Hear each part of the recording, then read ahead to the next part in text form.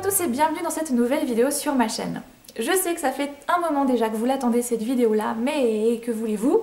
C'est que tous les automnes de chaque année, voilà. Donc ça fait un petit moment que vous êtes en train de me demander un nouveau bookshelf tour, donc un nouveau tour de bibliothèque. J'attendais patiemment d'avoir une nouvelle bibliothèque pour vous montrer le tout. Pour information, toutes mes bibliothèques, presque toutes mes bibliothèques, sont les modèles Billy de chez Ikea. Par contre, la nouvelle qui vient d'arriver vient de chez Conforama, et bien sûr elle ne possède pas la même couleur, mais si vous me suivez un peu sur les réseaux sociaux, vous avez dû voir mon calvaire de bibliothèque, clairement. En fait, Ikea a décidé de ne plus faire les bibliothèques Billy dans ma couleur.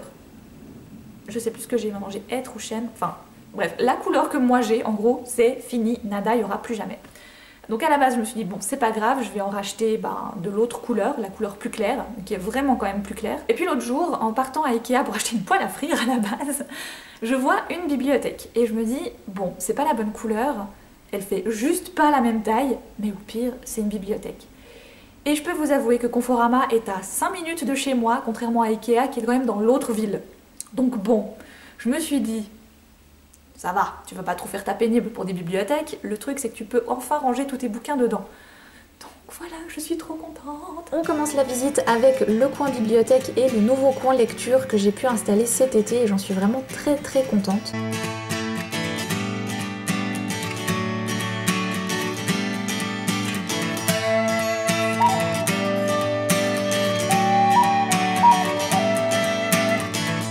Dans la première bibliothèque, celle de gauche, donc la nouvelle arrivante, on retrouve ma palle, en tout cas la palle des grands formats. J'ai pas vraiment de manière de classer la palle, c'est principalement par maison d'édition et ensuite, voilà, il n'y a pas vraiment un gros classement de fait là-dedans. Un premier pot à marque-page, qui est un bête gobelet de chez Starbucks, mais que je trouve tellement joli avec leur nouveau design que j'ai pas pu m'en empêcher. On continue ensuite avec la bibliothèque des grands formats, là aussi un nouveau pot à marque-page et c'est la canne de sirop d'érable qu'on a ramené du Canada. Pour mes livres, vous êtes plusieurs à me poser la question de quelle manière je les classe. Eh bien ma méthode n'a pas changé depuis maintenant bien des années. Je continue de classer par ordre alphabétique de maison d'édition et ensuite par ordre alphabétique d'auteur, ce qui est un moyen comme un autre et que j'apprécie plutôt pas mal, je dois dire.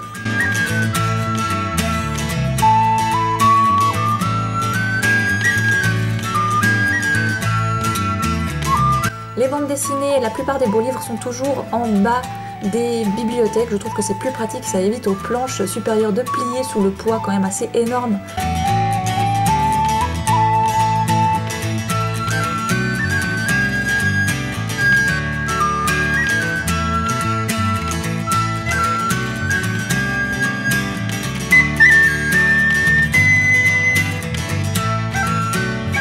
Il n'y a pas le tome 4 de la sélection et je pense que c'est une question qui va venir. Est-ce que tu comptes l'acheter? Eh bien malheureusement non, c'est pas une suite qui m'intéresse. J'aime beaucoup la première trilogie et je compte m'arrêter là.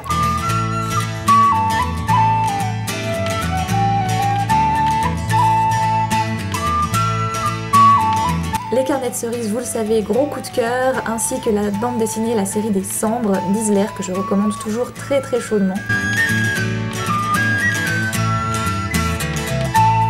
Et on passe à la pochothèque. Avec les petites décos d'automne qui refont surface, forcément comme chaque année. Même principe de classement, toujours par maison d'édition, enfin par collection là plutôt. J'avais envie de garder les poches à part parce que je trouvais ça plutôt joli en fait de garder les poches d'un côté et les grands formats de l'autre. Vraiment le fait de créer une pochothèque me rappelle la première librairie où j'ai travaillé.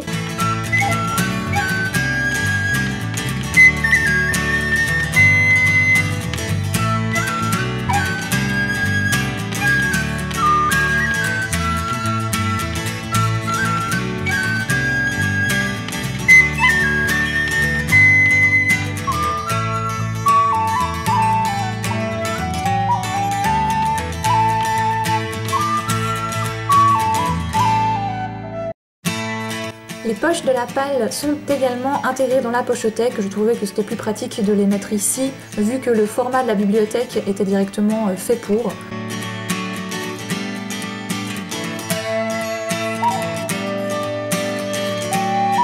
Et le petit coin lecture, avec forcément un chat qui traîne à côté toujours. c'est sa place préférée je crois. La bibliothèque concernant mes beaux livres, donc principalement des livres d'enfants, des albums, des livres de fées, des livres de maison et le reste des bandes dessinées.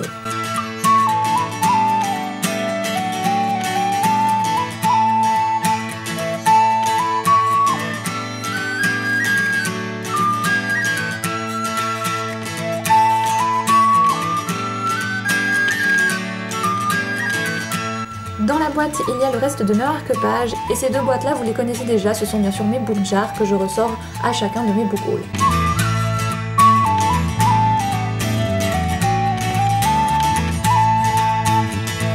Le petit nouveau cette année également, c'est le harem dédié à Harry Potter, donc aux collections que je possède, notamment les nouveaux hardbacks de chez Bloomsbury, les nouvelles Funko Pop, donc les petites figurines que je m'étais un petit peu obligée d'obtenir, la box ultime Harry Potter qui contient tous les films, ainsi que ces magnifiques marque-pages qui représentent les reliques de la mort et qu'un abonné m'avait offert et que je le remercie d'ailleurs chaleureusement.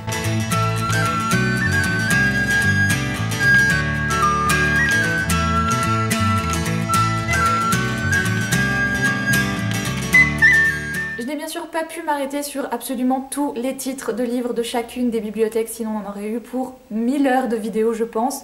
Par contre, si vous êtes curieux de savoir exactement ce que contient ma bibliothèque, elle est virtuellement enregistrée sur Livre Addict, donc je vous laisse le lien en barre d'infos si vous voulez aller voir en détail tous les livres que j'ai dans la bibliothèque, vous pouvez aller le voir directement sur mon profil, ce sera beaucoup plus simple. J'espère que cette vidéo vous aura plu, je vous souhaite de très belles lectures et à une toute prochaine.